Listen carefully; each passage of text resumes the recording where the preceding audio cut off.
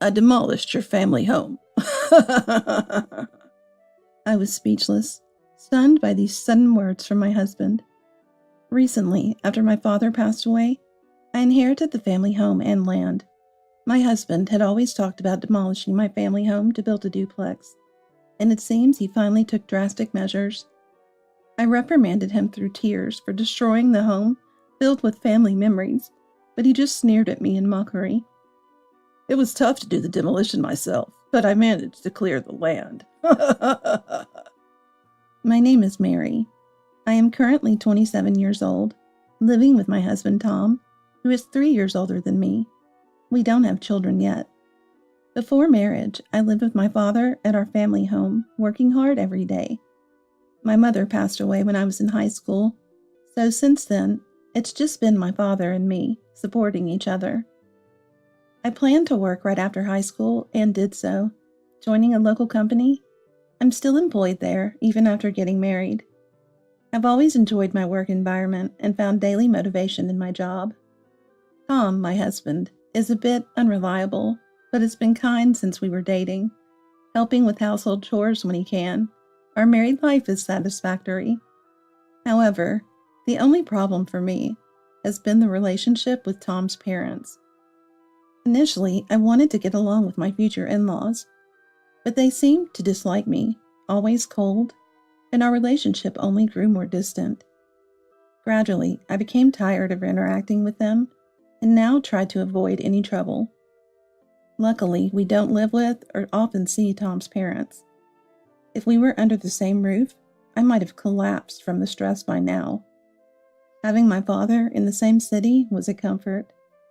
While the relationship with my in-laws was a concern, I thought we could continue our peaceful married life without major conflicts. But then, my father recently passed away from a sudden heart attack. The shock of losing my beloved father was immense. After the funeral, I spent days crying alone in my childhood home. Considering my job and life with Tom, I couldn't mourn forever and have only just started to recover. With my father's death, I inherited the now uninhabited family home and land. With my mother gone and no siblings, my father's estate naturally came to me. Tom and I began discussing what to do with my family home more frequently after I completed the inheritance process. My father had said, "Mary, after I'm gone, you can do whatever you want with the house and land," meaning the decision on what to do with the now vacant home was up to me. The house, filled with many memories, is precious to me. I don't want to sell the land or demolish the house, at least not for now. Despite the property taxes, I'd like to occasionally clean the house and immerse myself in the memories of my parents. That's why I want to maintain the status quo for a while. But Tom had a different opinion. When I inherited the assets, he was as excited as if they were his own. "It's a waste to leave it as is. We've got good land now. Let's make immediate use of it." Tom was eager to utilize the land where my family home stood, and our opinions were sharply divided. Indeed, the location was good, with a decent distance from the station and nearby amenities like a large supermarket. However, the house built before I was born is old and needs many repairs. I thought about renovating it for our future children, but I just couldn't accept Tom's approach. He talked about my family home as if it were his own, pushing the issue forcefully. My in-laws also got wind of it and acted similarly. They talked as if we would all move to that land, leaving me, the inheritor, feeling excluded. Watching the jubilant Tom and his parents, I feared they would do as they pleased with my family home. So I repeatedly emphasized to Tom, "That house and land are mine, not yours or your parents. Please don't make any decisions without me." However, Tom responded to my words. "I get it, Mary. You worry too much." He dismissed my concerns lightly, never taking them seriously. I thought he was a gentle, albeit unreliable person. But ever since I inherited my father's estate, he changed, barely listening to me during discussions. This led to my growing suspicion of Tom. On a certain holiday, amid this situation, Tom left home early to visit his parents, and I was catching up on household chores. However, less than an hour later, he returned with his parents, interrupting my work. While they might be good parents to Tom, given the situation with my family home, I found it hard to interact with them. "Ben, Susan, what brings you here today?" I was taken aback by their unannounced visit, having not heard anything from Tom about it. "We wanted to finally decide what to do with Mary's family home, so I asked Dad and Mom to come," Tom replied with a beaming smile. My bad feeling about this was proving true, sinking my heart. But I've said multiple times that I want to maintain the status quo. I stated firmly, to which Tom quickly retorted, "That's such a waste. I've said it before, too. So I'm thinking of demolishing your family home and building a new house on that land. We could live there with Dad and Mom." What? His absurd suggestion left me dumbfounded, but I quickly countered. "What are you talking about? That's out of the question. Didn't I tell you not to decide anything on your own?" My desperate opposition only earned me disapproving looks from his parents. Eventually, Ben sighed wearily and spoke. "Leaving such good land unused is a waste. It's high time you take Tom's word seriously. A wife should obey her husband." Unable to say that, Tom never took my words seriously. I remained silent. His parents obviously sided with their son. Moreover, Ben, with his rigid mindset, believed a wife should naturally obey her husband. If I were to oppose Tom in front of Ben, "What a way to speak for a daughter-in-law," he would likely scold. "Right, Mary. We're getting older and might need care any time. It's obviously better to live together in a duplex. Considering the future, we'd feel secure with you and Tom." Susan chimed in next with her gentle tone. Despite her words, I suspected Susan just wanted to live with us to avoid housework. When Ben wasn't around, her attitude towards me changed drastically, becoming more spiteful. Whenever I visited their home and was alone with Susan, she'd meddle unnecessarily, asking about grandchildren or pushing house chores onto me, citing her age. If I resisted, "Aren't you supposed to respect your elders? How were you raised to not even understand that?" she'd persistently complain. I couldn't bear the thought of living with my in-laws, who always treated me with disdain. "That house is filled with memories of my parents and me. I have no intention of demolishing it. Please leave it be for now." I stood firm on my stance. However, Tom and his parents seemed unwilling to give up. "Stubborn daughter-in-law, considering the future. It's obvious we should build a duplex and live together. Your parents are gone, so you should devote yourself to us now." Susan's dismissive reference to my parents nearly made me grimace, but I managed to maintain composure. In the end, the day concluded with each of us sticking to our opinions, and his parents left in dissatisfaction. Since then, Tom and I have been at odds over the family home and land. "Current house is small, and we should build a bigger one for when we have kids, right?" Tom remained adamant about building a duplex. It seemed he just wanted to live in a large house with his beloved parents. I understood the desire to live with one's parents, but I never agreed. I was sure living with my in-laws would only lead to more conflicts. So despite the demolition of my family home, I've consistently and firmly refused the idea of building a duplex every time it came up. This would always sour Tom's mood. As these days went on, our marital relationship gradually worsened, with no progress in our discussions. Whenever I had time, I visited my family home to clean and maintain it. However, during a busy period at work, I couldn't visit for about a month, so I brought my parents' portraits to our current home to keep them during this busy time.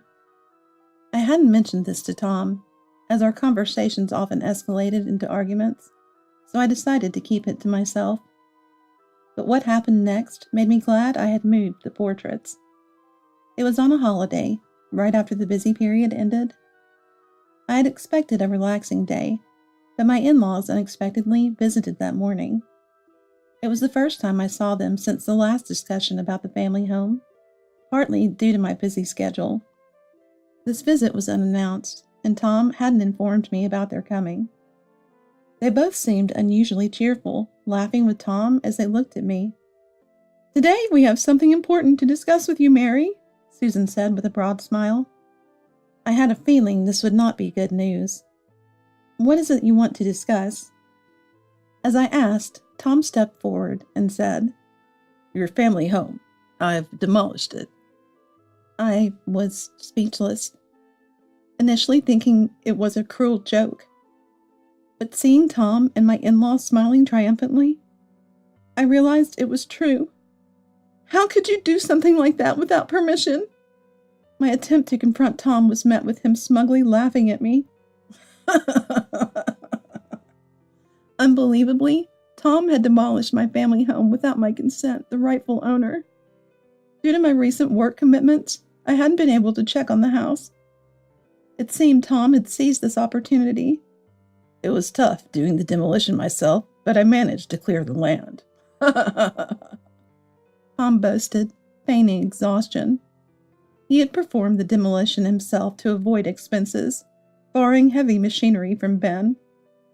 Ben, who owns a small factory and has several pieces of heavy equipment, lent them without hesitation to help his son clear the land. Why would you do something like that without asking? I've always been against demolishing it. I couldn't forgive Tom and his parents' actions, pleading tearfully. The family home still had many of my parents' belongings, childhood family albums, and other memories. The only thing that survived were the portraits I had brought home. Everything else was gone, like a nightmare. How could you do something so horrible? I will never forgive you for this. I reached my breaking point. Despite my glaring, the three of them maintained their smug attitudes. "You were always so indecisive, so I created a catalyst. We can't wait forever for you to change your mind." Tom's attitude was arrogant, as if he had done the right thing. Continuing, he said with a big laugh, "So your family's homeland. I've taken it." Laughing as if he owned it.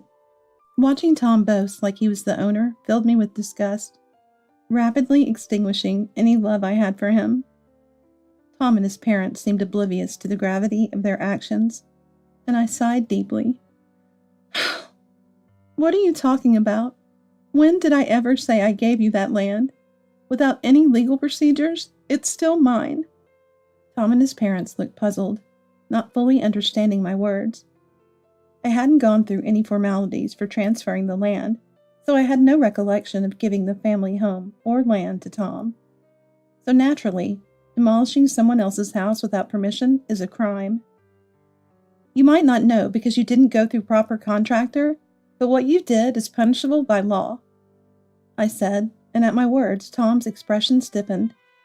If he had hired a contractor for the demolition, he would have known.